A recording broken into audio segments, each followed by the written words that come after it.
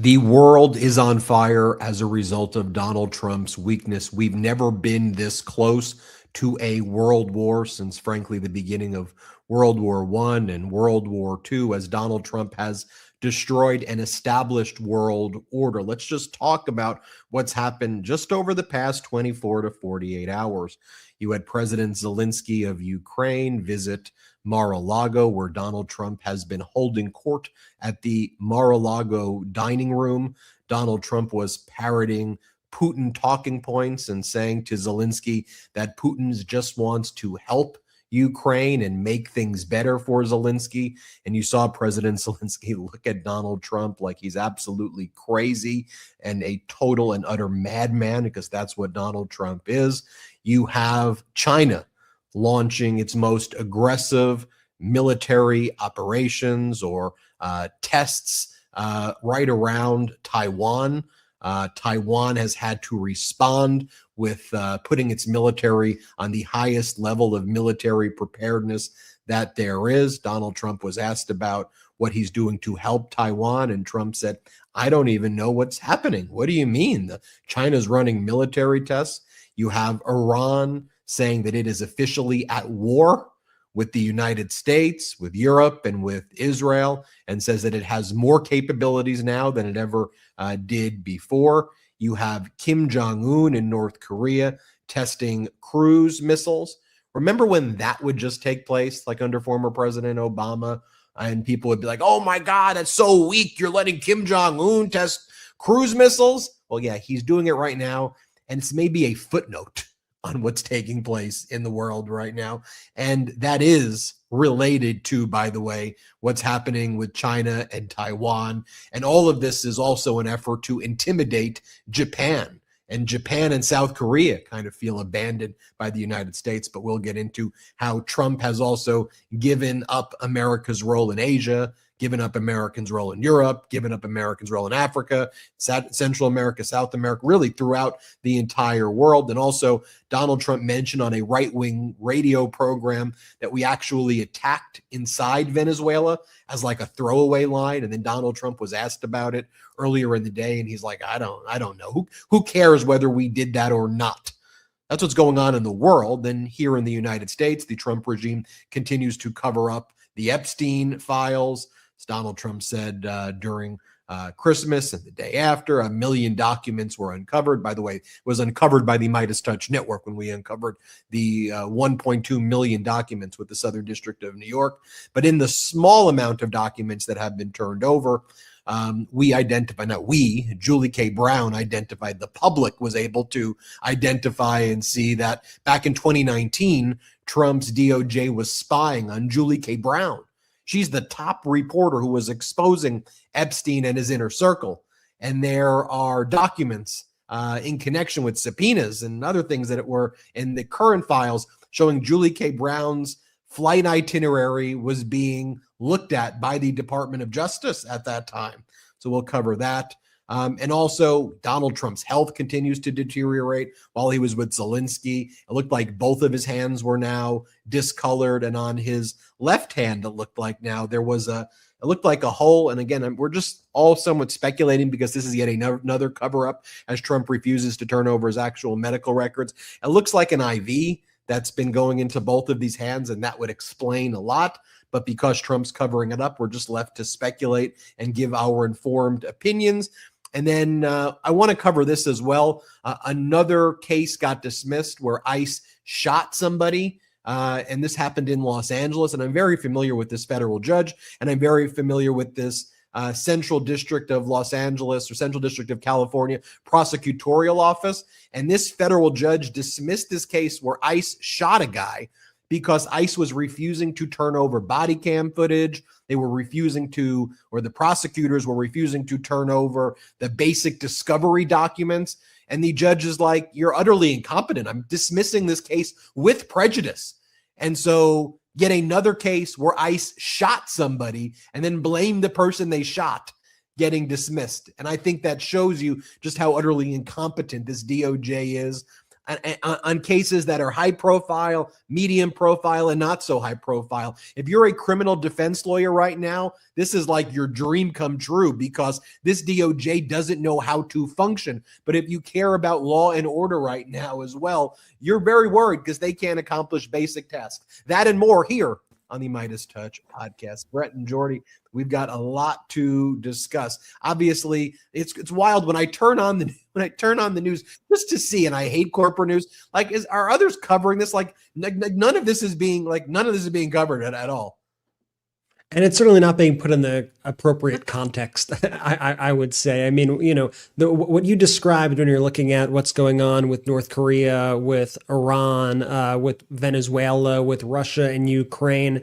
I mean, I think it's fair to call it like at minimum, like some sort of Cold World war that is happening right now. And it's happening as a result of Donald Trump's complete and utter weakness. And it's happening to his complete and utter capitulation to these other powers. And it's also the philosophy of the Trump administration, as we've heard them say, as Marco Rubio has talked about, this multipolar world where you have basically three countries running the world. You have the United States, you have Russia, and you have China. And that's the way they want to carve up the entire world. And when you look at it through that lens, everything kind of begins to make a little bit of sense. And one of the issues with covering this administration, and I think the way that kind of corporate media has been trained to cover just the world in general, the kind of way their templates are set up for them to cover stories, is they typically give the person providing them with the information the benefit of the doubt that the truth is coming their way. And I think the Trump administration has taken advantage of that fact,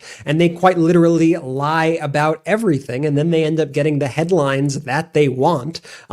And then the research is done after the fact to go, oh, maybe they lied about this fact or that fact. Meanwhile, Donald Trump has gotten all the headlines he wanted about X, Y, and Z. And when you look at all the various things coming out of this regime, when you look at, Ben, like you were saying earlier, if you look at what's happening with ICE, if you look at what's happening with this Department of Justice and all the Epstein stuff, if you look at their horrific, you're supposed to, the Department of Justice usually has like a 99% conviction rating. That has absolutely plummeted because they are so bad at these cases and they're lying about just about everything out there. If you look at what's going on in Venezuela and these boat strikes, if you look at the stuff Donald Trump is saying about Russia and Ukraine, it's just lie, disinformation, propaganda. We essentially live in a Russian state right now, with Donald Trump being the Vladimir Putin who's spreading the propaganda to us. So we cannot trust anything coming out of this regime right now. Nothing at all. We have to honestly speculate about everything, and we have to do our own research about everything. And that's why independent media is so valuable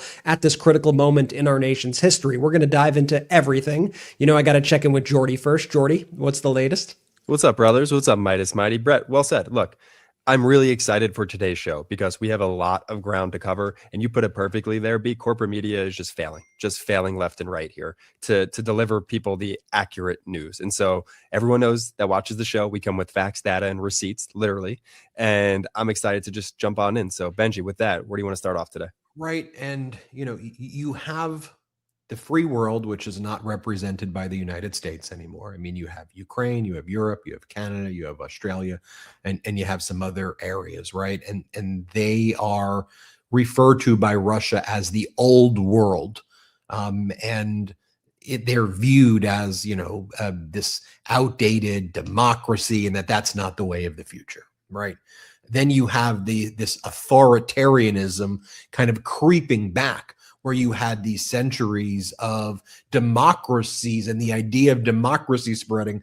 Now you have authoritarianism back asserting itself with these strongmen leaders, which is what existed throughout most of history. And they're utilizing the disinformation that's out there and AI and all of these tools in order to effectuate what they're doing. I mean, and they speak to, the authoritarians speak to each other through their authoritarian kind of language and lies and fake world that they create in order to justify the atrocities they're inflicting. I mean, you wake up this morning and you have Russia announcing, right after Zelensky shows up, magnanimous, Zelensky shows up with a productive idea at Mar-a-Lago, Zelensky shows up and says, okay, Ukraine and Europe is going to call the bluff of Donald Trump and Putin. Here's what we're going to do.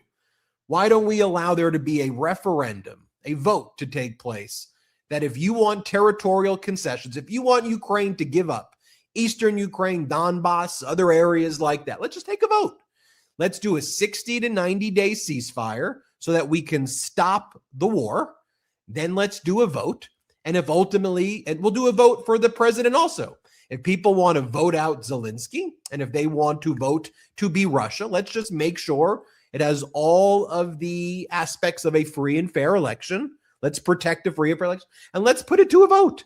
And if people want to go with Russia, we'll allow that. But it has to be decided by people, because this is an issue of sovereignty. It has to be decided by the people in a vote, right? A good way to really call the bluff of Trump and Russia. So what does Russia do right away? Well, they first put out a statement that says a ceasefire is just a prolongation of the war. It's an exact statement that came from Lavrov and Ushakov and Dmitriev and Putin.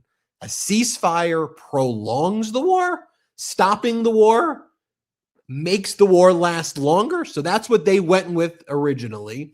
And then they realized, okay, well, what do we do? Just lie. Just make something up. And let's use the word terrorist, because that's a way to rally support. So what are we going to do? So if you woke up this morning, you may have heard the news on the MeidasTouch network that Russia's foreign minister, Sergei Lavrov, said on Monday, Ukraine attempted a terrorist attack using 91 drones against the residence of Vladimir Putin right around Putin's house, right around the area, but that Russia was able to stop it.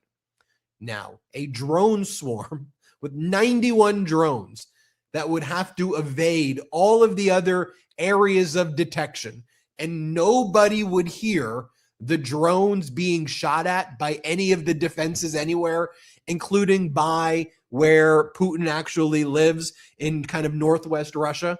I mean, the story made absolutely no sense. But then Russia put out a statement and said, this Ukrainian attack will not go unanswered, and that we need to adjust our negotiating tactics now to deal with the terroristic actions of Ukraine. And then Putin calls Donald Trump up right away and says, look what they did. They tried to kill Putin. Putin calls up Trump. They tried to kill me. They tried to kill me. And then all of the Russian propaganda that then goes out, which, by the way, Trump doesn't rebut. We'll show you in a little bit. Trump agrees with it. Trump's like, well, thank God I didn't give Ukraine the Tomahawk missiles, because they may have used the Tomahawk missiles to go after you, Putin. So I guess you're going to have to respond however you're going to respond. Like, don't you think that this was set up when Donald Trump was speaking with Putin both before and after Zelensky left? I mean, think about it. Trump said he spoke to Putin for hours and hours and hours. And when Trump was asked, well, what did you talk about? He goes, what do you think we talked about? It's not like we talked about like dinner or food or like what movies we like. You don't think that they were coordinating this strategy, and that when he met with Zelensky privately, that he was going to say, hey, if you don't agree to the deal that we're doing, they may be able to find some sort of pretext to start launching attacks on Ukrainian government buildings, right? And that's what was executed the day after Zelensky left. Like, duh, that was the plan. Duh, that's what Putin told Trump. Duh, that's the message that Trump delivered to Zelensky when they were there in private and Trump kicked out the reporters. And what Putin said he's going to do, and what Trump threatened Zelensky with, is he said, let me tell you what's likely going on. He's going to kill you, Zelensky. They're going to try to assassinate you. They're going, I could help.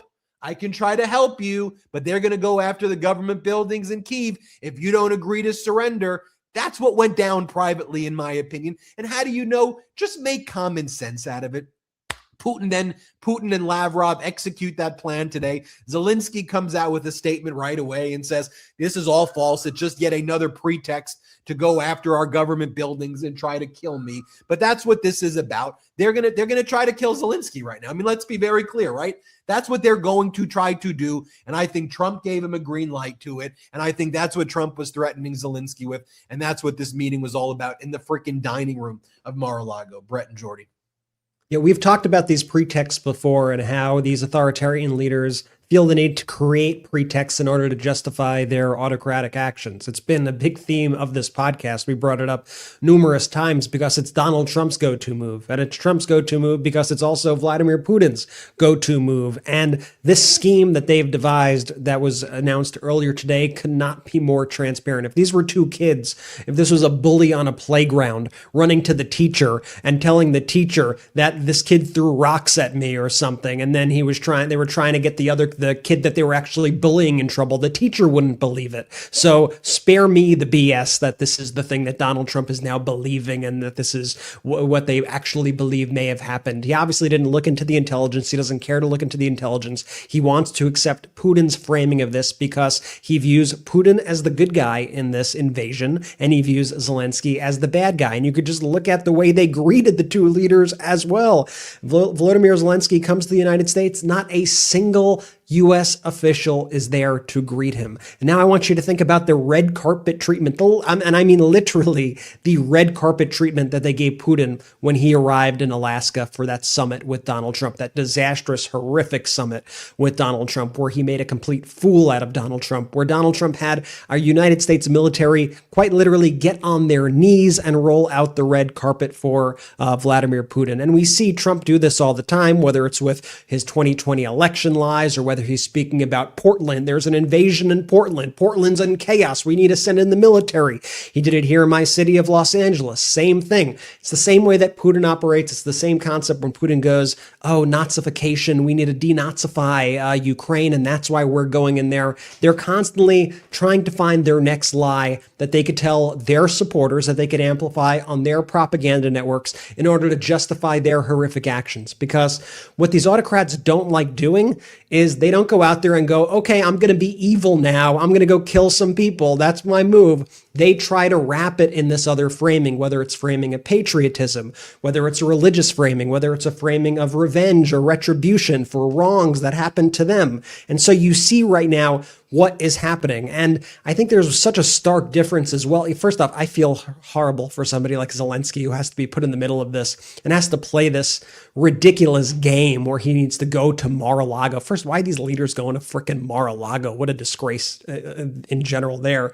But has to go to Mar-a-Lago and just so that Donald Trump doesn't get him killed, essentially. But thankfully, when he was here, he also met up with Prime Minister Carney in Canada. They had a good meeting. And I think that contrast that we saw within a 24-hour period of Zelensky's meeting with Mark Carney and then meeting with Donald Trump, you see actually who is taking the mantle as leader of the free world, who is actually out there protecting democracy and protecting Ukraine's sovereignty. And then you see evil. You see Donald Trump. You see the people sitting at this very table that I'm showing right now to our viewers of the video podcast sitting around. I mean, look at all of these people. You see people like Stephen Miller and Witkoff and all these people around Donald Trump who are just the epitome of evil right here. It's all very transparent. But, you know, that's how these autocrats work. And they rely on their propaganda networks. They rely on their mouthpieces in order to kind of spin these stories and get it out there. But I think our audience is a lot smarter than this.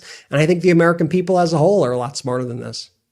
Absolutely. And you hit the nail on the head right there too, Brett, because that's exactly Donald Trump's plan, right? He is counting on the fact that Donald Trump thinks you, the American person, are too dumb to see through all of this bullshit. That's it. Period. Dot. For me, it comes down to this. I don't, in my heart of heart, I genuinely don't understand this need from Donald Trump to just bend over backwards to appease Putin, right? It's just this love of this strongman mentality that has now put the United States in a very, very just awful predicament, because coming out of this in a post-Trump era, Ben, as I like to ask you about, it's scary to think where our allies are going to stand with us, just seeing how our president right now at this time is so buddy-buddy with Vladimir Putin, Ben. Yeah, our former allies are in a containment mode, right? They have to do this dance and pretend that the United States is still an ally just to keep as much of the intelligence apparatus that still wants to be supportive close enough. But then they have to develop their own plans and they have to assess the world recognizing that Trump sees the world as the United States as spheres of influence. The United States controls the Western Hemisphere, Russia controls Europe and Russia, and China controls all of Asia. That's how Donald Trump sees everything. But just take a look right here about just even like the statements that were put out by Putin and Trump this morning, like as they signal to each other in their authoritarian language. Putin tells Trump that Kyiv's terrorist actions will not go unanswered, and that there's going to have to be like negotiations recognizing their terroristic goals. And then Trump's response is how shocked and outraged he is. Just think about what Donald Trump's doing to justify the war crimes taking place off the coast of Venezuela. Narco-terrorism. These are terrorists. They are bringing in fentanyl in order to kill millions of Americans. Every one of these boats that we blow up, we've saved 25, 50,000 lives. By the way, fentanyl is a scourge, but fentanyl is not coming from these fishing boats off the coast of Venezuela. Venezuela brings zero fentanyl. And just if you want to remove Venezuela from the equation, think about how Trump weaponized the language of fentanyl and terrorist attacks, accusing Canada of bringing in fentanyl and killing America. That was Trump's pretext for tariffs. We have to. They're killing Americans. They're behaving in a terroristic way. It's the same deranged authoritarian language that is used. And watch, I mean, when Donald Trump held this press conference with Zelensky, and he was asked some pretty basic questions by the press, just listen to how he answers the question. So the reporter asks Trump, did Putin agree to a ceasefire to allow a referendum, right? A pretty basic question, right? Donald Trump says that he was going to end the war in 24 hours. And remember a few months back where Donald Trump said that if Russia did not agree to the ceasefire, what was Donald Trump going to do? Impose secondary sanctions. You know what Trump did instead? He removed the sanctions. Didn't impose secondary. He removed the sanctions. And you know who he sanctioned? Ben, that's not fair. I'm reading right here that he put sanctions on the EU. He put sanctions on Europe. Sorry, I got my yes. Yeah. So he put the sanctions on Europe because Europe wanted to have moderation on bots and consumer fraud on social media apps that have more than 45 million users. So the Trump regime says, Europe is running an anti-free speech regime, but then all of these social media platforms are banned in Russia and Saudi Arabia, but they're rewarded, right? Russia's diplomats were jet skiing off the coast of Miami. I mean, did you see these videos of Dmitriev, who runs their sovereign wealth fund, like mocking the U.S.? Dude was jet skiing in Miami, while these top European diplomats are now banned from coming into the United States. And Saudi Arabia gets America's most highly classified and valuable semiconductor chips, while Donald Trump does business deals with Saudi Arabia. So here's Donald Trump being asked, did Putin agree to a ceasefire to allow a referendum? Here, play this clip. Did Russia agree, or did Putin agree to a ceasefire to allow a referendum to take place? Not a ceasefire, and that's one of the points that we're working on right now. No, not a ceasefire. He feels that, look, they're fighting and to stop, and then if they have to start again, which is a possibility, he doesn't want to be in that position. I understand that position. The president feels strongly about that or something. But I think we're finding ways that we can get around that. But I understand President Putin from that standpoint. You have to understand the other side. And, I'm on the side of peace. I'm on the side of stopping the war. So, but I think that's a problem that's going to get solved, yeah. What are those words even coming out of your mouth? I understand it. I'm on the side of peace. I understand why the ceasefire would cause more of the war.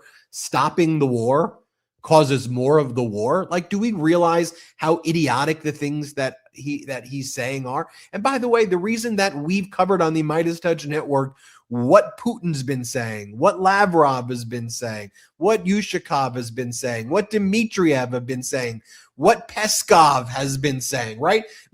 Maybe our corporate news wants to cover what these people are saying, because every time they talk about Trump's fake deals and how close we are, I'm like, are you listening to what the Russians are saying?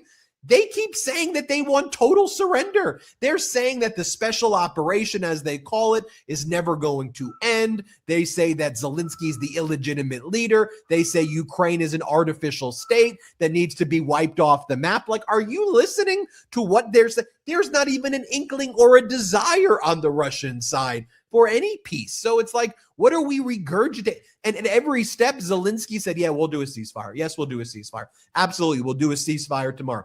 All Zelensky's saying is we just need security guarantees to make sure that once we do this, it's not then going to result in further invasions and incursions. I mean, just think about what the different positions are. Now, I want to show you this right here as President Zelensky has to stand there as Donald Trump is saying, I actually think that Putin really wants to help Ukraine by taking it over. Like, I think that the whole goal here is to help Zelensky, and that's what Russia's endgame is. Watch Zelensky's face while this is happening. Here, play this clip. So in your conversation with President Putin, did you discuss what responsibility Russia will have for any kind of reconstruction of Ukraine post an agreement? I did. They're going to be helping. Russia's going to be helping. Russia wants to see Ukraine succeed. Once, it sounds a little strange, but I was explaining to the president, President Putin was very generous in his feeling toward Ukraine succeeding, including supplying energy, electricity, and other things at very low prices. So a lot of good things came out of that call today, but they were in the works for 2 weeks with. What in the world are you talking about, Brett and Jordy? I mean, you listen to that, and it's like the fact that Zelensky has to sit there and take that. The restraint that you need to have as Zelensky here. I mean, the guy has the patience of a saint. I will say it's incredibly impressive of him. But quite frankly, he knows his life is on the line here. And as I was saying earlier, he's got to play this, do this ridiculous dance with Donald Trump, because Trump really does, unfortunately, have the fate of his life in his hands in so many ways. But thankfully, Europe has come together, and Europe has actually shown to be the leader of the free world, along with people like Mark Carney. And I think you're actually seeing that leadership matter right now more than ever, whether it's with funding guarantees, as we saw Prime Minister Carney announce, or whether it's other measures that Europe is announcing. I mean, Friedrich Merz in Germany has, I think, been a real big leader in this, in protecting Ukraine, and thank God for that, right? I mean, without that, they would just have, the United States rolling over and Putin, Ukraine being handed right to Putin. But you have Zelensky there, and he just needs to, sort of suck it up during these moments when he's asked to come to, Mar-a-Lago. And unfortunately, I think he's like pressured. He has to do it. Like, people are like, why does he even go there? Why does he? I mean, he has to. Like, his life's on the line. He's got a calculation that he has to make there. But he knows who Donald Trump is, as you can see on his face there, and he knows who Mark Carney is, and he knows who these European leaders are, and he knows who Vladimir Putin is, and he knows where Donald Trump's allegiances lie. And I think that's the important part here. It reminds me of you guys watch Hamilton? Do you guys see Hamilton? Like the King song, when he says, when push comes to shove, I'll send a fully armed battalion to remind you of my love. Da, da, da. That's kind of what I feel like Donald Trump is saying about Putin here. Oh, he just wants the best for Ukraine. He's just showing how much he loves Ukraine here. He just wants to protect Ukraine. It's like, dude, what the hell are you talking about? There's been the most relentless bombing campaign against Ukraine that we have seen maybe since the beginning of the war just took place. We've been following and we've been posting these videos of the Ukrainian people who've had to light their towns up by bonfire because the power was out, because of Vladimir Putin's attacks on Kyiv, because of attacks on their infrastructure. There are all these horrifying videos of these missile attacks and drone attacks on residential apartment buildings in Kyiv. This is a very, very serious issue. And right now we have, I would say perhaps, but not perhaps, we have the single worst person in the entire world who could possibly be in charge in the United States right now, overseeing this issue, in charge in the United States right now. And that's a big problem. I give Zelensky all the credit in the world for that restraint. And Brett, just building on your point, yes, Zelensky's life, but also the life of his people, right? Zelensky is holding a lot back there, a lot of restraint, as Donald Trump says, oh, Putin wants peace. Putin wants peace. He wants peace for the Ukrainians. Zelensky just holding his nose there, and good for him.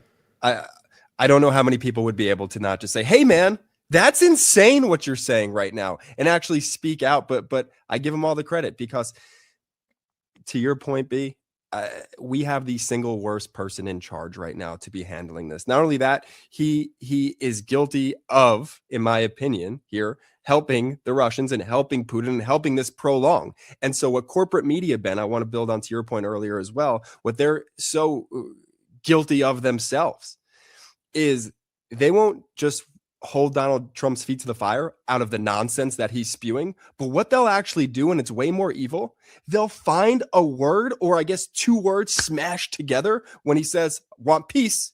And then the headlines that night on the evening, Donald Trump wants peace, calls for peace for the Ukrainians and Russians.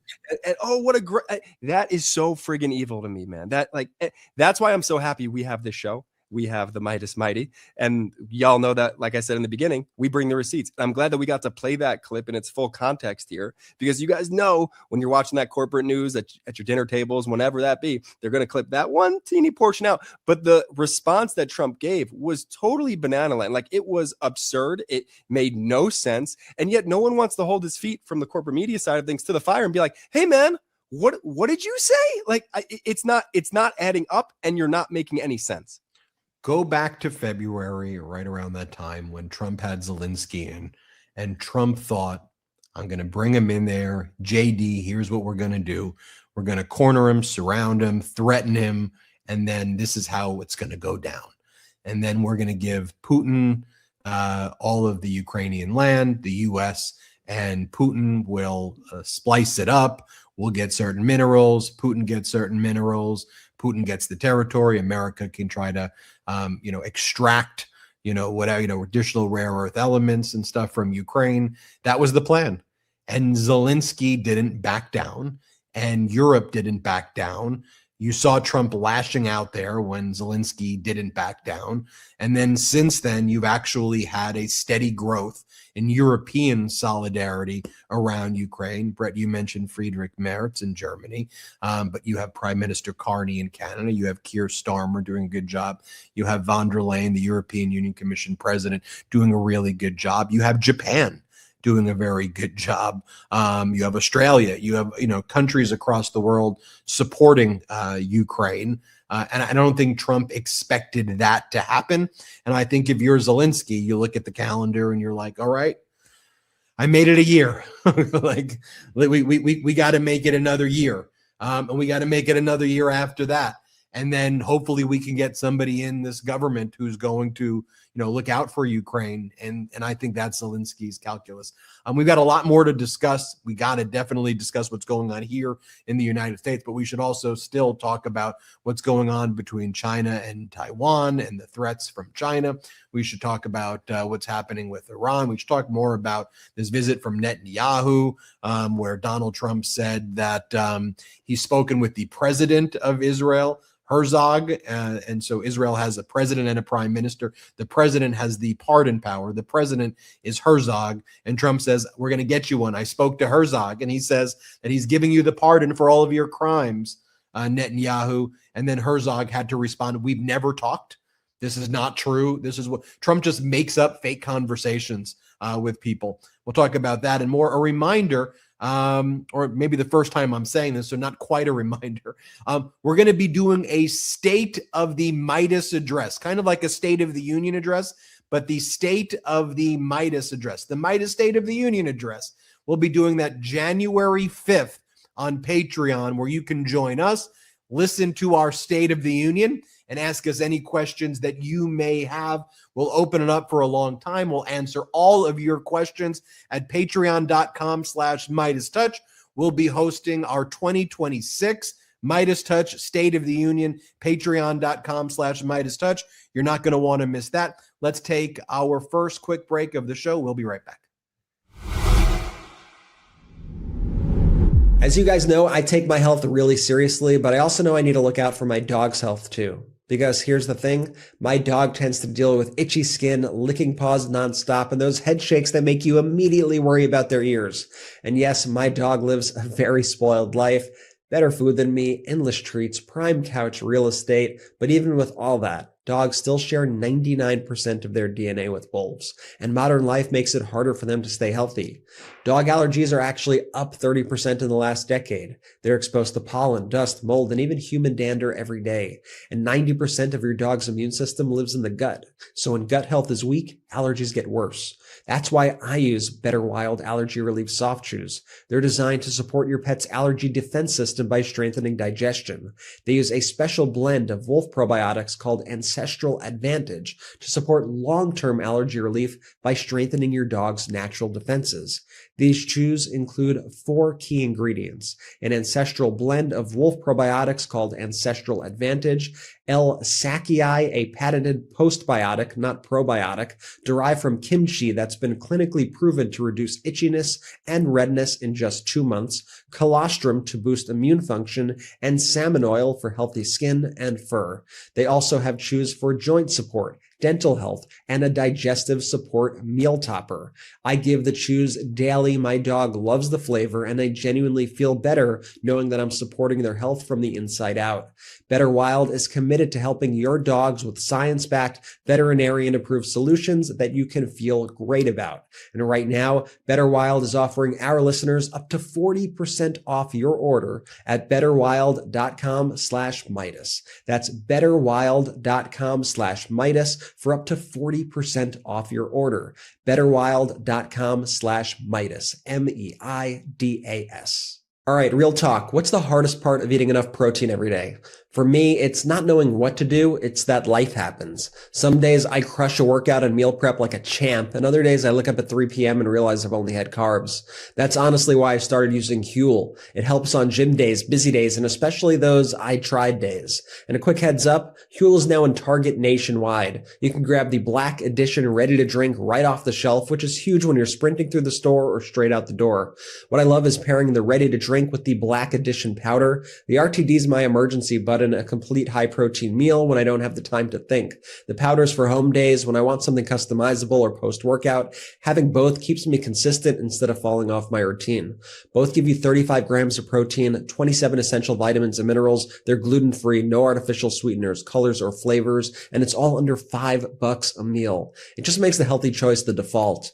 If you're focusing on protein right now or just trying to feel a little more put together, this bundle really helps. Grab Huel today in your local Target or get my exclusive offer of 15% off online with code MeidasTwenty at Huel.com/Meidas20. That's HUEL.com/MEIDAS20. Thank you to Huel for partnering and supporting our show. Let's go. Shout out to our sponsors. Links in description of both the YouTube and the audio. Use the links, use the codes. If there's an exit survey, let them know we sent you. Benji, where to next? So you also had Donald Trump at a presser, held a meeting with Benjamin Netanyahu today, who's also currently being prosecuted in Israel for his crimes. And you have Donald Trump during this press conference saying that he had spoken with Israel's president, a guy by the name of Isaac Herzog. And Israel, like a lot of parliamentary systems, sometimes have a president who's like the head of state, and then a prime minister who's like the day-to-day head of like foreign affairs, and the actual person who kind of carries out like the commander-in-chief duties and more of the day-to-day kind of operational stuff. So Trump says he spoke with Herzog, and that in Israel, it's the president who has the pardon power, not the prime minister. So you can't pardon yourself. The president is the one who issues the pardons. So Trump says, well, look, I spoke with the president and he's agreed to a pardon. And I think that'll be coming very, very soon. To which the president said that we never had a conversation. He had to put out a statement saying there was no such conversation that ever took place, that this is entirely made up. It's all a complete lie. And that's never happened. Herzog's office disputes this. There has never been a conversation between Herzog and president since the pardon request was submitted. Instead, his office says Herzog spoke to one of Trump's aides and offered an explanation that was provided regarding the stage of process in which the request currently stands. This is how Trump describes it, just making it up, just like a total lie. Here, play this clip. A pardon? I think he will. How do you not? He's a wartime prime minister who's a hero. How do you not give a pardon? You know, I think it's a very hard thing not to do it. I spoke to the president, and it's on. I mean, he tells me it's on its way. Mr. President, You can't do better than that, right? Please. Mr. President, can I follow up on Venezuela? Was the facility taken out by the U.S.? In addition to the fact that Netanyahu is no hero and that Netanyahu has committed so many atrocities and has caused him and Donald Trump seeing two incredibly destructive forces up there together, like saying, oh, you're the greatest. No, you're the greatest. No, you're so great. No, you're so great. Look at how great you've made the world. No, you both have made the world an incredibly much more dangerous place, and you made it far, far, far worse. Again, he's just lying. They made their own countries a more dangerous place. I mean, made their own countries, yeah, and countries, the rest, absolutely.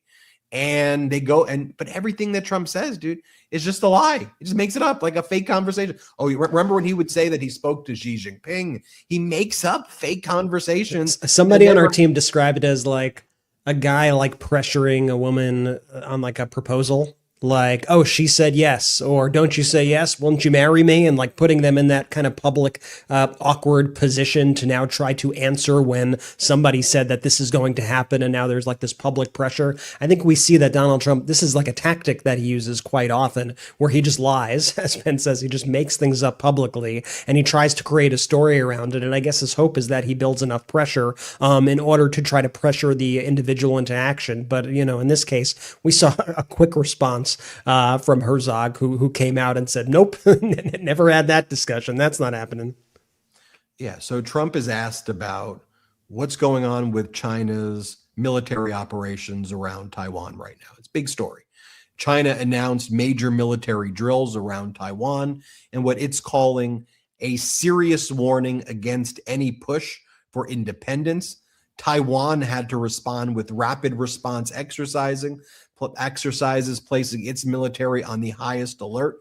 Here's how the China Daily, China's kind of own propaganda network, describes what went down. The People's Liberation Army's Eastern Theater Command is dispatching its naval and air forces to carry out combat readiness patrols around Taiwan Island, a military spokesperson said Monday. That's how they refer to Taiwan there. The vessels and aircrafts will approach Taiwan Island in close proximity from different directions, said Shi Yi, spokesperson for the Eastern Theater Command. She stressed that the move aims to test the capabilities of the troops to conduct rapid maneuvers, form all-dimensional posture, and execute a systemic blockade and control.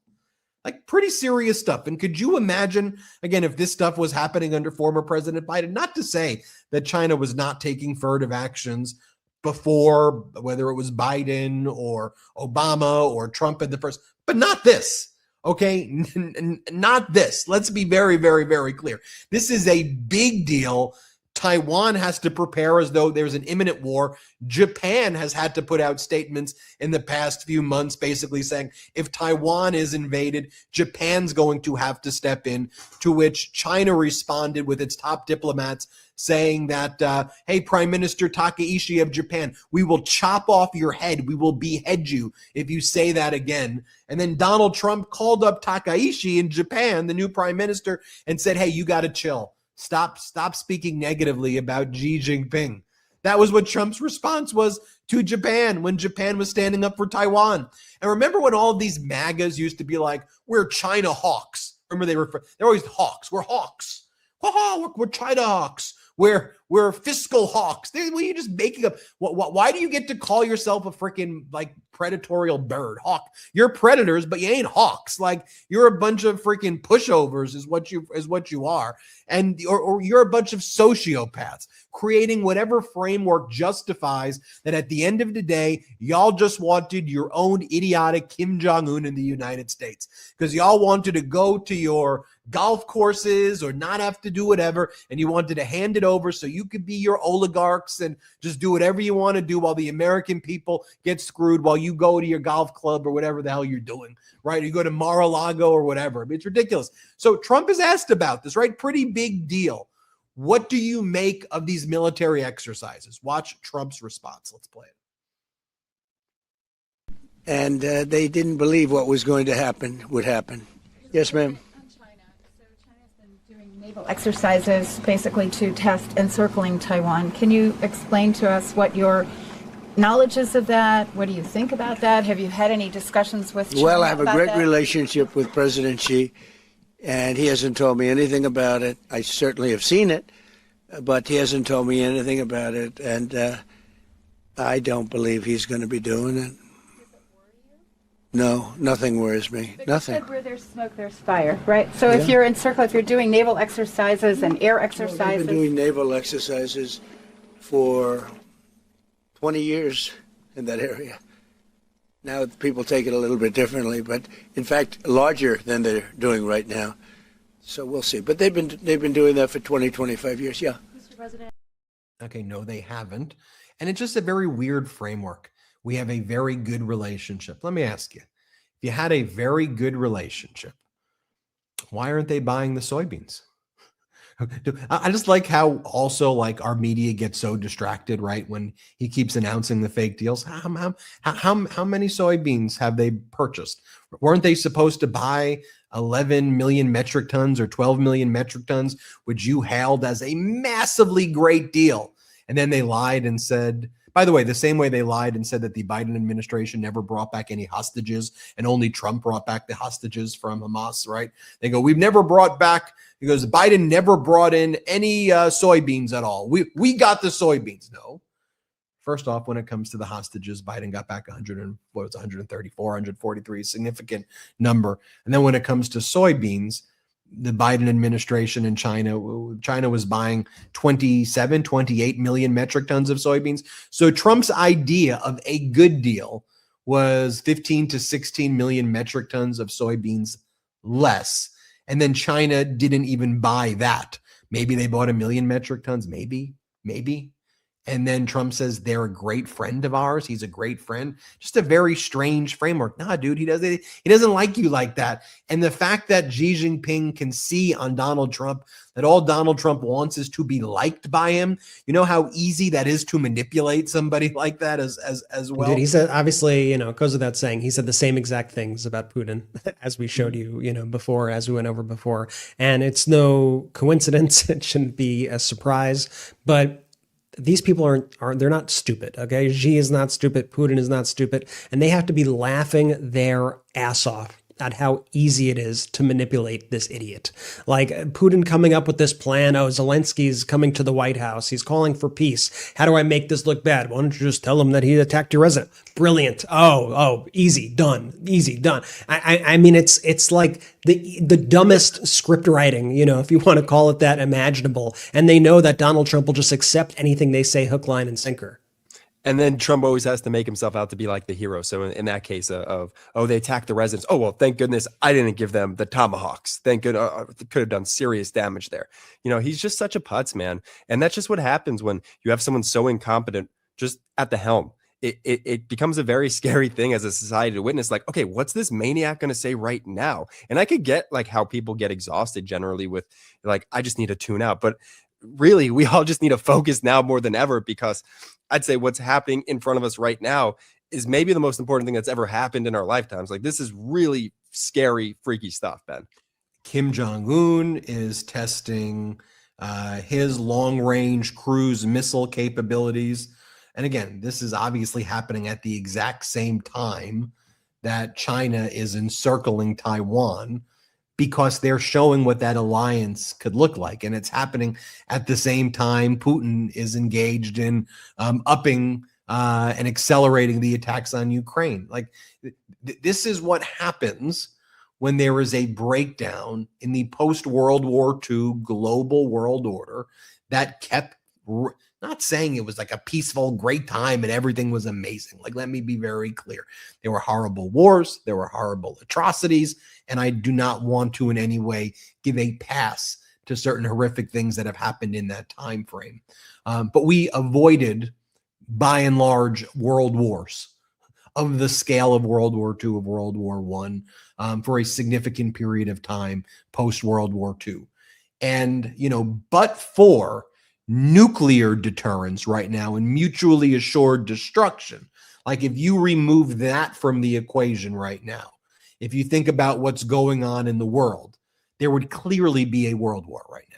I mean, right? I mean, the main deterrent is how does that exist in a structure of nuclear weapons?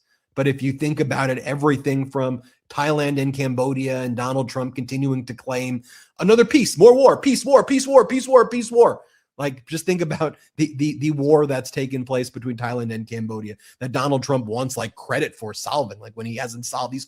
If anything, he's caused it. India and Pakistan, same thing. You didn't do anything to help India and Pakistan, but that turned into a hot war this year. With Russia accelerating its invasion and attacks on Ukraine, Ukraine standing strong with its European allies. You look at Africa, and Donald Trump says he solved the war in Congo, which he did not.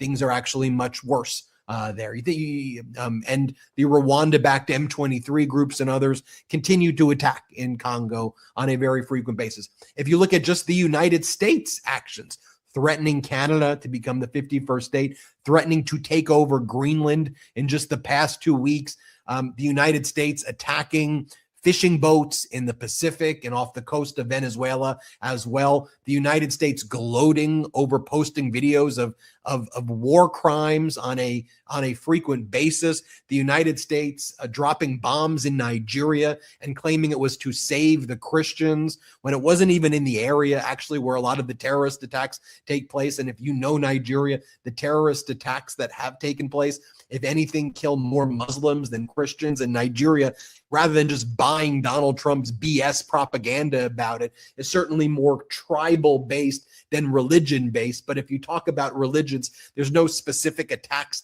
on Christians going on there. And what Trump really wanted to do, I think, was to try to send, trying to send a message there to the governing, the ruling government right there. One of the main opposition leaders is a Christian. So Trump, the same way we talked earlier about Putin's tactics, Trump is working with the Christian opposition leader in order to try to get that guy back into power, or to get that guy into power, because Nigeria has some of the biggest oil and lithium reserves out there. And Nigeria's current government has a big lithium deposit deal with China, which is investing heavily in Africa. If you look what I just described taking place across the world right now, I know that it's uncomfortable perhaps to talk about it, or it may seem complicated, but it really isn't. It's actually not when you just describe it the way I just described it. What other words would you use for objectively what I just described happening in the world?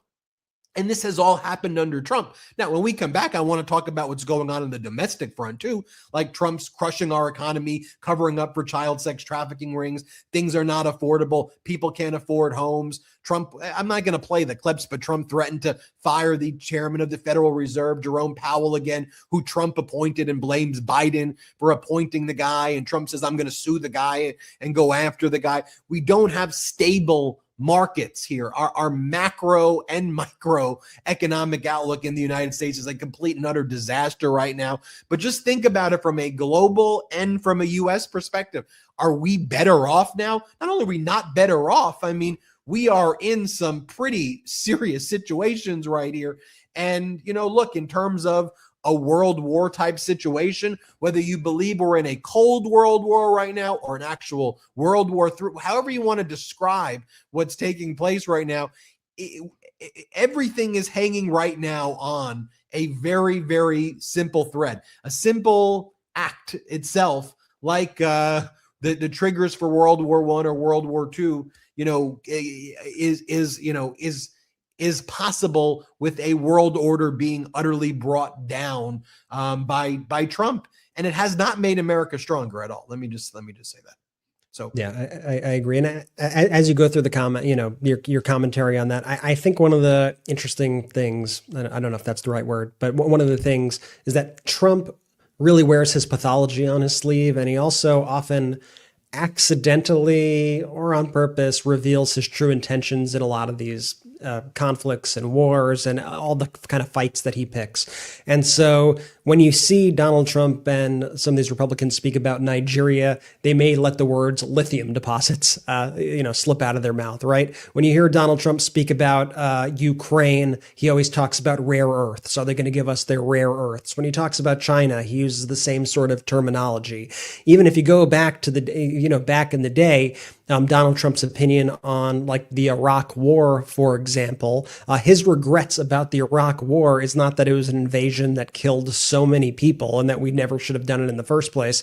It's we should have took the oil. We're stupid. We should have took the oil. Everything in his mind is how do we extract resources? How do we bully people? And when you look at that and then you add that to this idea of these pretexts that we've been describing that people like Vladimir Putin and Donald Trump push in order to achieve those objectives, I think everything, boom, snaps into focus very clearly. We've got a lot more to talk about in this episode of the MeidasTouch podcast. So much more to go over, has been said, especially here on the domestic front. I want to make sure that everybody subscribes to us on Substack, an incredible growing community. And I got to give a huge shout out, by the way, to our editor-in-chief, Ron Filipkowski, who has been putting together these year-end specials, such as the 500 worst things that Trump and his administration have done this year, month by month, documenting it all. I don't know how he even begun to embark on this task, but man, is this an important and valuable piece of work that Ron is doing. Part 3 just went up today.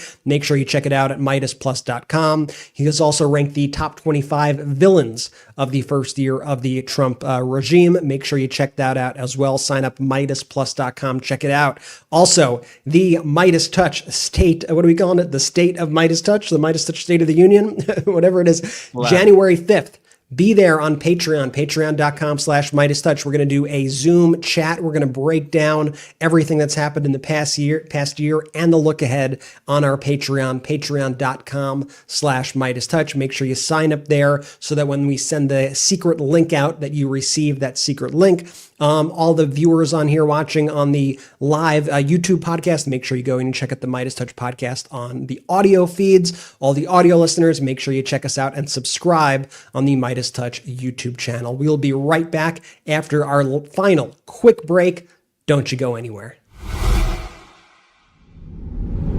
Delete Me makes it easy, quick, and safe to remove your personal data online at a time when surveillance and data breaches are common enough to make everyone vulnerable. Look, data brokers make a profit off your data. Your data is a commodity. Anyone on the web can buy your private details, and that can lead to identity theft attempts, phishing, and harassment. But now you can protect your privacy with Delete Me. As someone with an active online presence, privacy is really important to me. I've seen how fast your information can spread online and how removing your data from hundreds of data broker websites can help you protect yourself. If you haven't been a victim of identity theft or online harassment, you probably know someone who has, and Delete Me can help. Take control of your data and keep your private life private by signing up for Delete Me, now at a special discount for our listeners. Get 20% off your Delete Me plan when you go to joindeleteme.com/Meidas and use promo code Meidas at checkout. The only way to get 20% off is to go to joindeleteme.com/Meidas and enter code Meidas at checkout. That's joindeleteme.com/Meidas, code Meidas, MEIDAS. I've been using OneSkin for a little while now, and honestly, I wasn't sure what to expect at first, but I've been blown away. I started with their OS1 face moisturizer, and I could feel the difference almost immediately. My skin feels smoother, more hydrated, and just healthier overall. What really surprised me was how lightweight it is. It doesn't feel greasy or heavy, and it fits perfectly into my routine. I also really love how simple it's made things. Instead of juggling like a bunch of products, I could just use OneSkin and know that I'm getting everything I need in one step. At the core is their patented OS1 peptide, the first ingredient proven to target senescent cells, the root cause of wrinkles, crepiness, and loss of elasticity, all key signs of skin aging, and these results have now been validated in 5 different clinical studies. And now is the perfect time to try OneSkin because they just released their limited edition holiday sets, including the Nightly Rewind gift set. It's one of those rare gifts that's both impressive and genuinely useful, featuring their best-selling face moisturizer, their new peptide lip mask, and a cooling gua sha tool, all designed to work together as your body enters its natural nightly repair mode, helping renew skin at the cellular level for stronger, smoother, and more resilient skin. For a limited time, try OneSkin for 15% off using code Meidas at oneskin.co/Meidas. That's oneskin.co/MEIDAS. After you purchase, they'll ask where you heard about them. Please support our show and tell them we sent you. Let's go. Shout out to our sponsors. Links in description of both the YouTube and the audio. Use the links, use the codes. If there's an exit survey, let them know we sent you. That was a Brett sweep. Brett ad sweep. The fans were calling for more Brett ad reads. And so, Brett, way to bring it home. Gotta give the people what they want there, Jordy. Real quick, Benji, I know you really care about this. I see a lot of people in the chat right now asking, or throughout this episode, asking what my shirt says because it gets kind of cut off. So it says, "Don't be a jagoff." That's kind of the central theme of this episode, if I'm listening to what you guys have been saying pretty much correctly. So don't be a jagoff. One of my favorite Pittsburgh, one of my favorite Yinzer words. Benji, where to next? Just mention briefly that on an obscure right-wing radio interview last week, Donald Trump just randomly said that we bombed inside Venezuela. Then Trump was asked about it today. I don't need to show you the clip. Just Donald Trump said, "Why would we care about that? Why would I even talk about it? Well, who cares?" It's like, okay, that's normally a big deal. And could you imagine another former president just mentioning in passing that we bombed inside a country, which would usually be a precursor to war, then being asked about it? And then, why would I even talk about it? Why would I even talk about that? Well, who cares? I don't want, I know that's why this community, especially here, that we're not numb. We don't normalize it. But I just want to call that out as something that's not normal. That is something that we should take very seriously. And we need to call it out at each and every step. And by the way, when we cover what's going on in international affairs, when we cover what's going on as Trump engages in this malicious behavior, attacking our economy and ripping away people's health care, and the Affordable Care Act subsidies are 2 days from now officially expiring as we hit the new year. And then people are off unless they were able to purchase it on the exchanges, which I don't know. It's very hard to purchase it on the exchanges when it goes up 300, 400%, and it's twice, 3 times, 4, 5, 7 times as expensive. We can still cover all of that, right? But then also that doesn't mean we're being distracted by Trump's malevolence. We could still talk about that he's covering up a child sex trafficking ring, right? We could still talk about what these MAGA Republicans are doing and how horrific it is. And obviously we've covered in detail. We were the ones who broke the story about the 1.2 million missing records out of the Southern District of New York. I'd like to act like it was very difficult for me to uncover that. It was tedious for me to read the files that were released, but there wasn't actually all that many when you think about it. This is what I used to do as a litigator.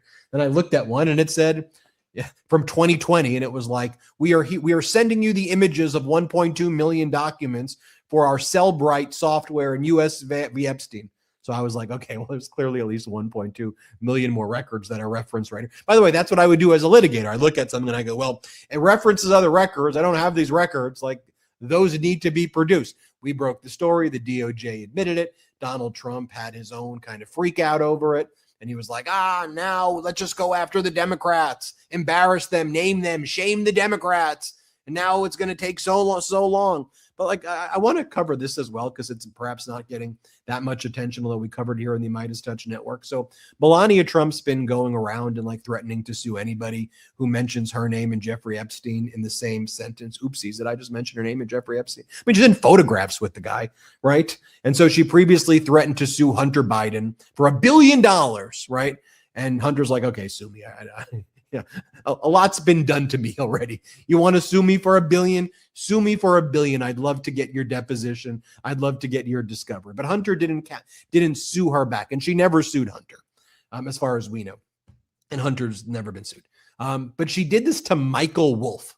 Michael Wolff is Donald Trump's former biographer. Okay, Wolff knows where a lot of bodies are buried with Donald Trump, and Wolff was potentially going to be the biographer for Epstein. I don't think anybody has spoken to Epstein in detail and at the length that Michael Wolff did during the key times leading up right before Epstein was arrested again and before Epstein died by suicide. And Michael Wolff, a biographer who looks for the needle in the haystack in order to write these incredible books that he does. Could you imagine handing this guy subpoena power? Could you imagine letting this guy take the deposition of Melania under oath or Donald Trump under oath? I mean, he's had dinners with Trump and Melania in connections with writing books. He's been in Mar-a-Lago a ton. This is the guy you're going to go after. So Melania threatens to sue Michael Wolff, and Michael Wolff is like, and she gives Wolff a deadline. You must retract and issue an apology by whatever date it was, like October 21st or something like that.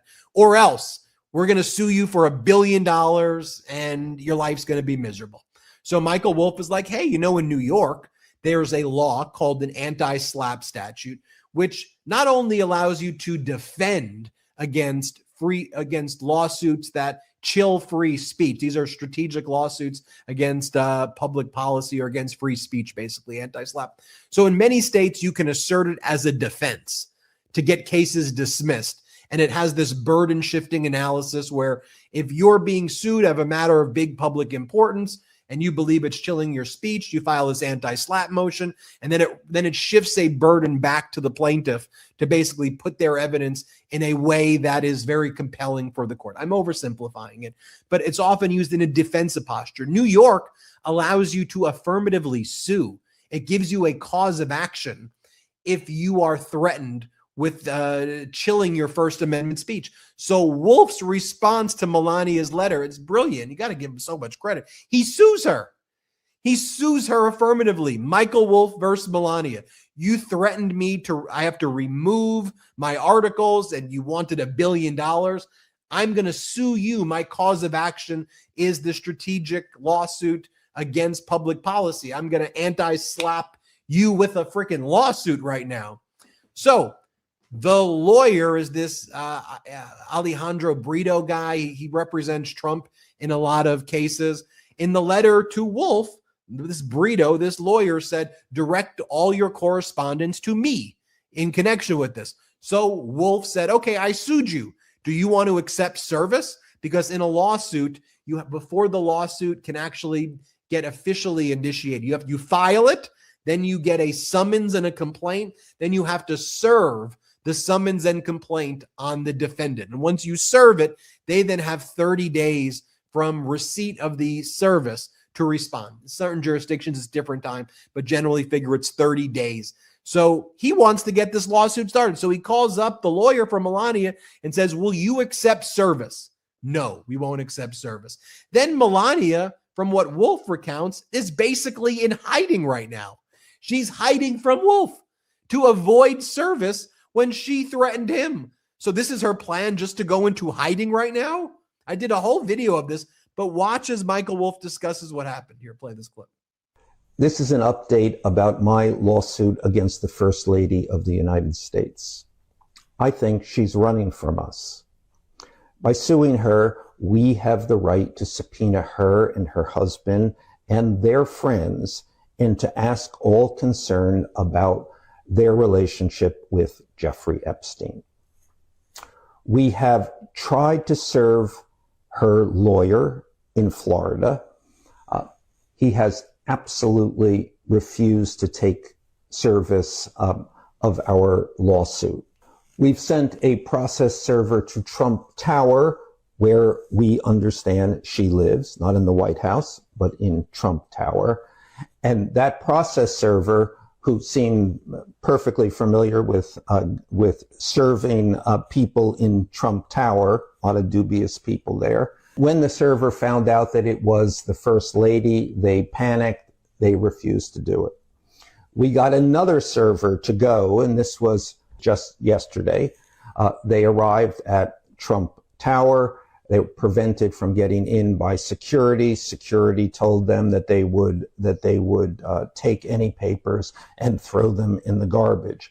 But they did confirm that Melania Trump lives in Trump Tower. So this is a kind of historical point. The First Lady of the United States does not live in the White House. She lives in Trump Tower. We will now go into court as early as tomorrow.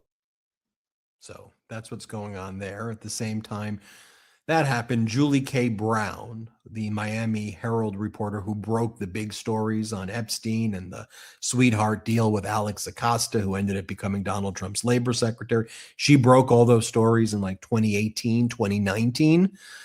She was being trailed by the Trump regime. She was being spied on by the Trump regime. In the latest Epstein files that dropped, even though only a small amount of documents was released, One of them was this. And Julie K. Brown says, does somebody at the DOJ want to tell me why my American Airlines booking information and flights in July 2019 are part of the Epstein files attached to a grand jury subpoena?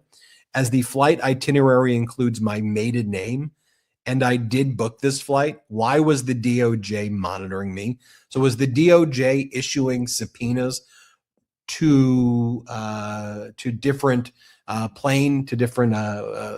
airports to get Julie K. Brown's information? I mean, that's that's a wild thing. Also, Yeah, what if you're Julie going to K. be Brown, tracking people in the Epstein case, tracking the lead investigative journalist who has exposed Epstein, making that your target is what I'm going to call a tell consciousness of guilt, whatever you want to describe it. The fact that they were trailing her. And I got to give a huge shout out to Julie K. Brown for her steadfast reporting. She's been reporting on this now for a very long time. And you could even say that she is probably the reason that Epstein got indicted and was caught finally on these crimes. She deserves so much credit. So definitely support her any way you can on her Substack. Read her writing, share her reporting. She is top notch. absolutely. So you have all that going on. We're going to stay on the front lines of reporting everything going on with the Epstein files. We know this massive cover up is never going to end by Donald Trump and his regime. I mean, they've already violated the Epstein Transparency Act in so many ways. Everyone who's involved in that cover up, frankly, should be charged with felonies when a new Department of Justice comes into power, because they're all anyone involved in this is part of a criminal enterprise, right? They're all part of a criminal. It's wild to think about that if you're at the DOJ and you touch this and you were involved in it in any way, why couldn't the DOJ pursue a criminal RICO case against everybody in the DOJ is basically part of the criminal enterprise at some level of it and could all be charged with the same degree of crime based on a RICO statute right here. And by the way, just to see how awful this DOJ is, and I'll just there's so many ways to give you examples of this, but just take a look at this case right here in California, Central District of California. That's where, when I was a litigator, I used to practice the most. So I litigated against a lot of Department of Justice lawyers. You could disagree with them. They were top notch from top law schools, the best and brightest. And they would go from working in the government to working at large law firms. They'd go back and forth. And when they would leave the DOJ, there would be big law firm jobs for them, because these were, you could dislike the fact that they, could be aggressive or this or that, but they had resources and they outpapered you. And you had to fight. You had to fight. You knew it would always be a fight and that they would put forward top-notch work. And when the DOJ would go in front of federal judges, the judges would almost it would be annoying when you were going against the DOJ, but they'd already basically get the benefit of the doubt that they were good lawyers. And the federal judge would almost put them on a pedestal in any case. And they'd go in front of these judges all of the time. Well, now a federal judge, Judge Olgan in the Central District, he dismissed with prejudice an indictment against a well-known TikToker who was exposing some of the conduct that ICE was engaged in Los Angeles. Federal agents arrested this guy, Carlitos Richard Parias, after they accused him of driving his car back and forth, hitting law enforcement cars that had boxed him in. They then shot him. And it was when they shot at the vehicle, and some of the shrapnel from the shooting actually hit the guy. But in the order, U.S. District Judge Fernando Olgan dismissed the indictment with prejudice, citing that the defendant was deprived of access to counsel while being detained, and the government failure to comply with the court's deadlines, including the release of body camera footage of the incident. Meaning, the federal government did not even turn over the discovery in the case. So if you think about them not turning over the Epstein files, there was another case that I covered this past weekend involving the lawyer for James Comey, where the DOJ was ordered back in early December to return his files back to him that they stole without a search warrant, and they were trying to use against Comey by having an FBI agent testify about attorney-client privilege information. The Comey case was dismissed on other grounds because Lindsay Halligan was not lawfully appointed as the United States attorney. But had that not happened, it would have been dismissed on other grounds too. Likely one of them was that this FBI agent that Halligan brought in got this attorney-client file of Comey's lawyer. And so Comey's lawyer went into a DC court that ruled that the government stole his attorney-client files. They ordered that they delete it and return the files back to the guy. And then the government wrote an emergency motion over the holidays saying that they don't have the technical capabilities of deleting it and turning it over during the holidays. And they begged for an extension until like January 4th. And the court granted a brief extension, but warned them too, because the court said, I've been telling you over and over again, you can't look at these files. Just press the freaking delete button and turn it over. There's nothing to review, because they're like, we need to review it. The judge is like, there's nothing to review. Freaking press delete, hand over the files, and end this. You don't have the right to these files. So I wanted to highlight those two things, because from a criminal defense lawyer perspective right now, where you were being outpapered, outmatched by the DOJ, the government, the United States versus your client, right? The US had unlimited resources. The lawyers I know who are still at the DOJ, who occasionally will talk to me off the record, or some of the people who left the DOJ, just say this is a disgrace. And they're not political people that I know. Like, these aren't political people. They just think that this is like that Trump has turned the DOJ into like his crappy law firms that would make fools of themselves before federal judges. And now this once proud DOJ is behaving this way. And just think about just not even the high profile cases. Think about all the screw ups that they're having. Think about the case that's going on right now. And this is a more high profile one though, with the pipe bomber, right? The pipe bomber in DC is saying, I'm ready to go. I want a preliminary hearing. The government saying they're not ready to even do a preliminary hearing. They know that the government doesn't have the resources to go in court and make arguments. Just at that basic level, guys, that's what's happening. The defendants know that the government doesn't have lawyers who can show up and make a legal argument, yet alone actually do the case.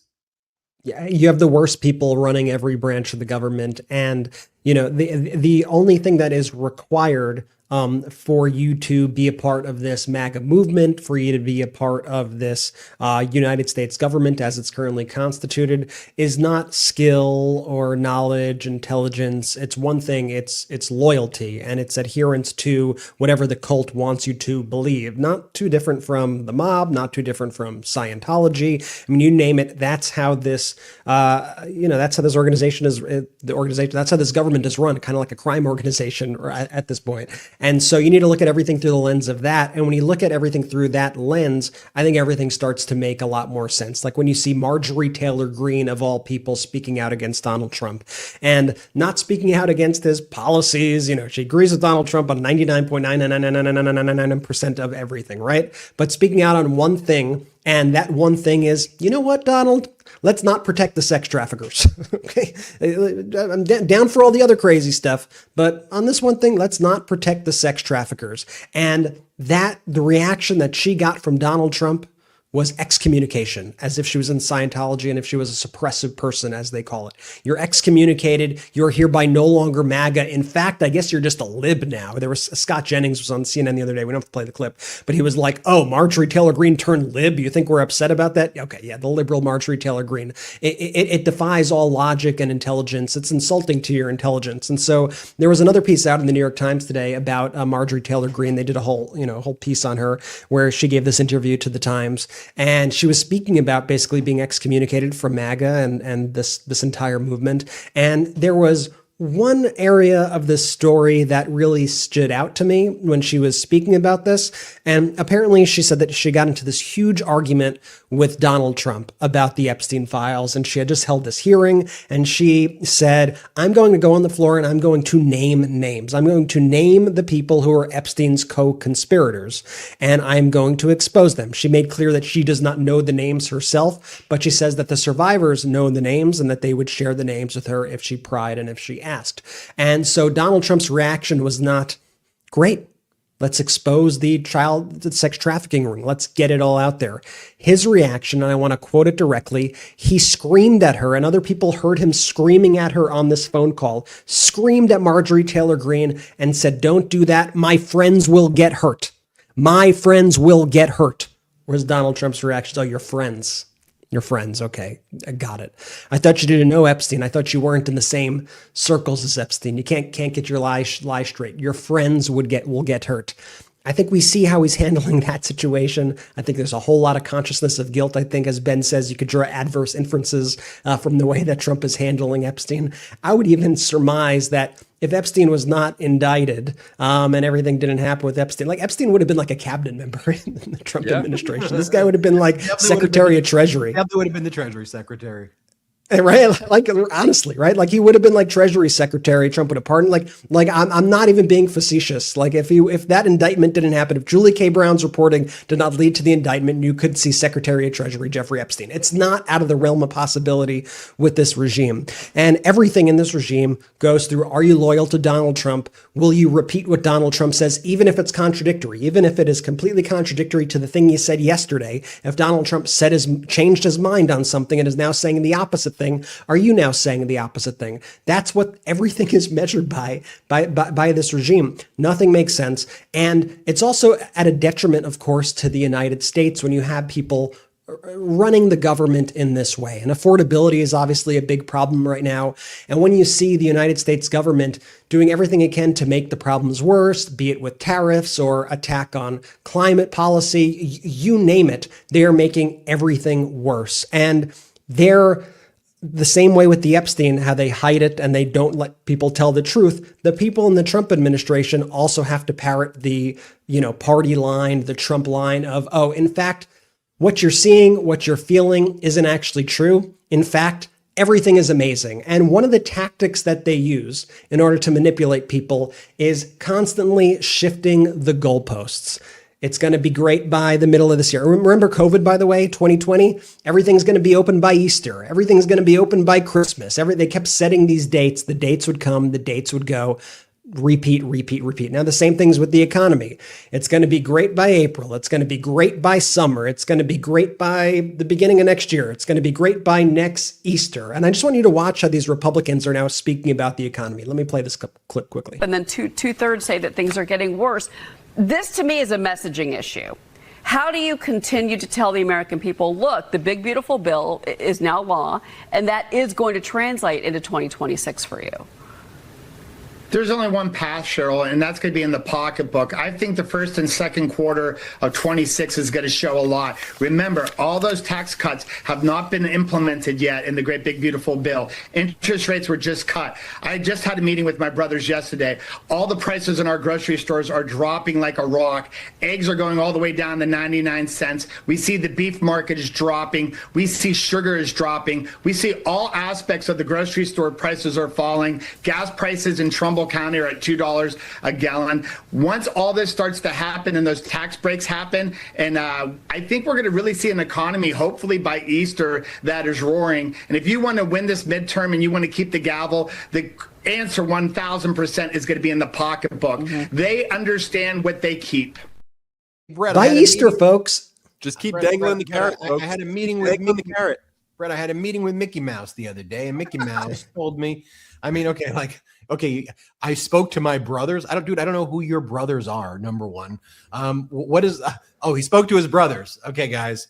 His brothers told him that when they went to the supermarket, just even the way Fox frames it, though, Fox goes, what this really is, we seem to have a messaging issue right here. No. You are the messaging issue, number one.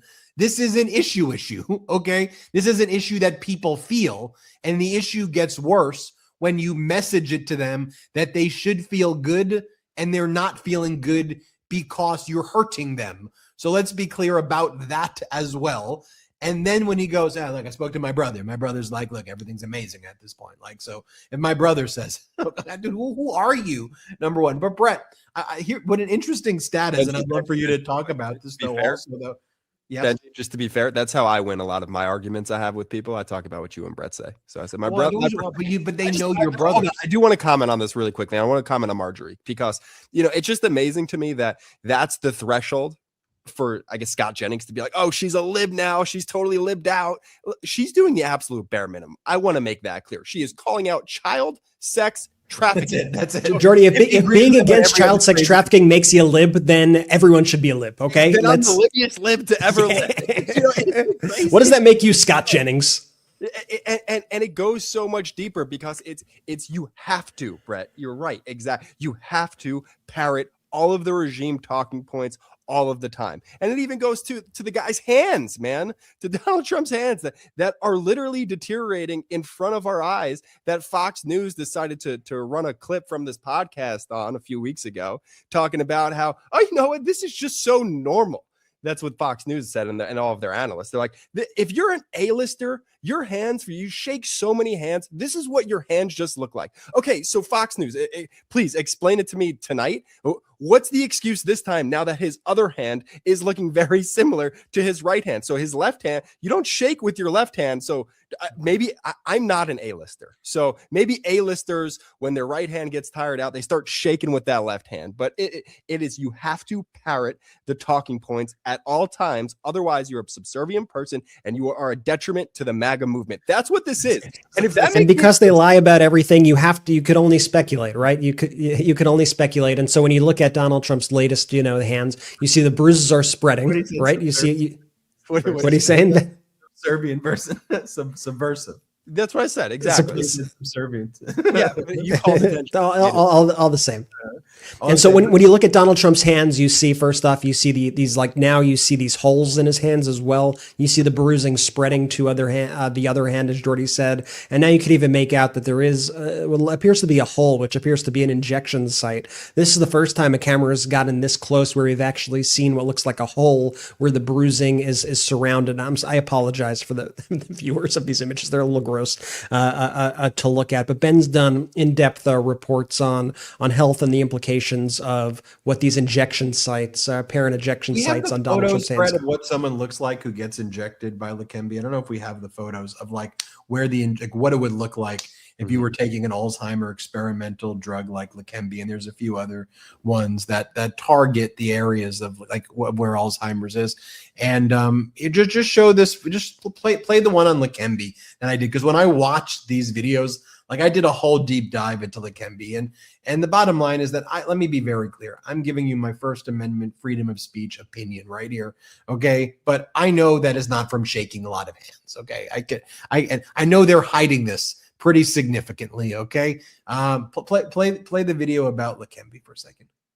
Carolyn Davis's story of how she ended up in this Emory video, one of the first patients at Emory University Hospital in Atlanta to receive an infusion of the recently FDA-approved Alzheimer's drug Leqembi, begins last summer back home in Pensacola, Florida, with a pretty brutal diagnosis from a local neurologist Davis went to see after experiencing some memory problems. The brain scan or whatever they did at West Florida Hospital, they gave that to the doctor and he told me to get your affairs in order. And so when you look at the hand and the fact that he keeps saying he gets these Montreal, these MOCA exams, these Montreal cognitive exams multiple times, which you don't get unless you're evaluating somebody who's got issues that are accelerating. That's why you would keep on taking. These are not exams that people take for fun. Sydney Kalmager, Congresswoman Dove, says, here's the Alzheimer's drug Leqembi. It's administered through an infusion through the hand. It can cause swelling, bleeding, or fluid leakage in the brain, requiring regular MRIs, and it can cause tiredness. And Brett, before I got off on that track, I just wanted to toss it to you because one of the things that, as the regime is kind of parroting this idea that everything's affordable and everything's amazing. It's interesting that people are also now linking climate change as causing an affordability crisis, as well as being a contributing factor. As climate change is going ignored, it is making things cost more money in the long run, and it's causing food prices to increase, and it's going to cause systemic issues. It's people are making that connection, Brett. Yeah, and thankfully, people have wised up to this, and it's very clear. And this is what happens when an administration like the Trump regime puts ideology ahead of actual facts and ahead of science. It's not just a theoretical thing. It actually screws people over. And these climate issues are incredibly important to focus on. And they're also, other than just being like a nice thing to, do good things for the environment, there are two major things that actually helping these causes assist with, and that are jobs, very important. Donald Trump is slashing all of these jobs across the country at all these clean energy plants and facilities, all these projects that were, booming and set to go under the Biden administration's legislation that they had passed.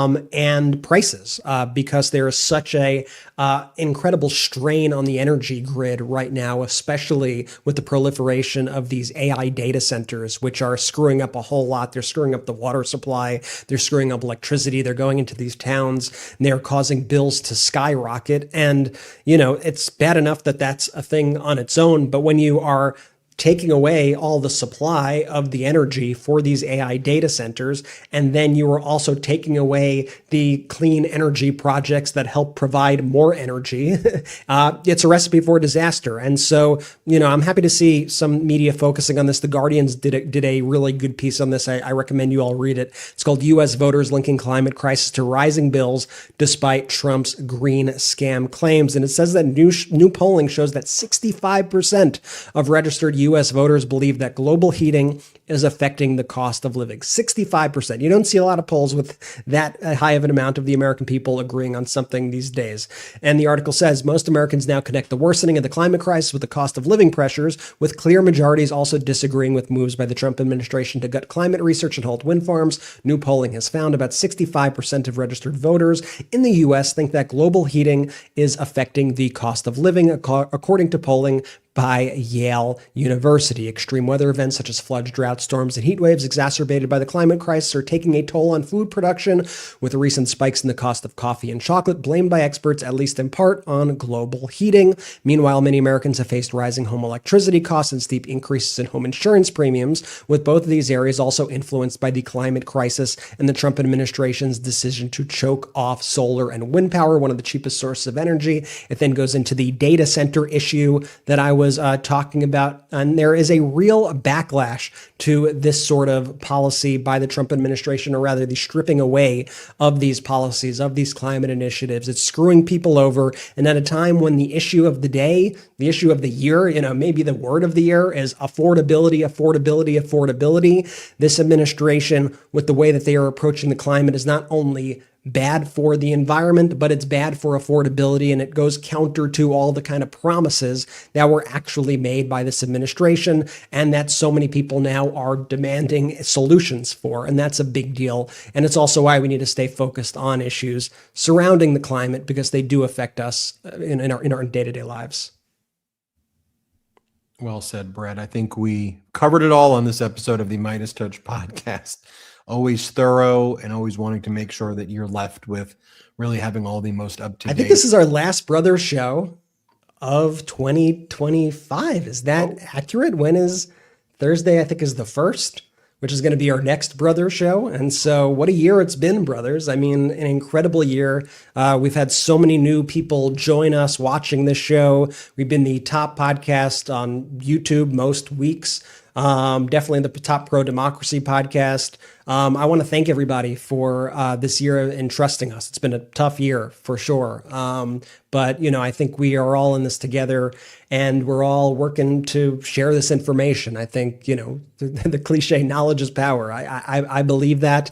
And I think that's why platforms, not only like ours, but platforms, pro-democracy platforms all across the kind of ecosystem are more important than ever right now, because we need to find ways to get the truth out, especially when we see capitulation by networks like CBS, especially when we see capitulation by networks like ABC or by the Washington Post or these universities or law firms or you name it. We've seen a lot of these organizations fall and bend the knee.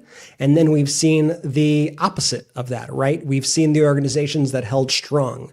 We've seen the people that have actually stood up and said, we are going to speak truth to power, and we do not care what the consequences of that are, because getting the truth out is of the utmost importance. And that's a big belief of ours here at the MeidasTouch Network. And I want to thank you for being a huge part of that. A reminder, the MeidasTouch State of the Union address, or the State of MeidasTouch address, will be taking place January 5th on patreon.com/MeidasTouch. Subscribe there. We'll also have it opened up to answer all of your questions. If you have any questions for us, we'll take your questions, and it'll be great to hang out together. Patreon.com/MeidasTouch for the MeidasTouch State of the Union address. And I want to thank everybody for everything that you do. Happy New Year, happy Christmas, happy Kwanzaa, happy Hanukkah, happy holidays, whether you celebrate or not. Or I celebrate you as being a member of the Meidas Mighty. So we're grateful to have you on our team and by our side. And let's keep fighting together in 2026. Jordy, take it away. Shout out to the Meidas Mighty. The Meidas Mighty standing strong against the fascists. We sing our song. We will get it right whenever. Want to stay plugged in? Become a subscriber to our Substack at MeidasPlus.com. You'll get daily recaps from Ron Filipkowski, ad-free episodes of our podcast, and more exclusive content only available at MeidasPlus.com.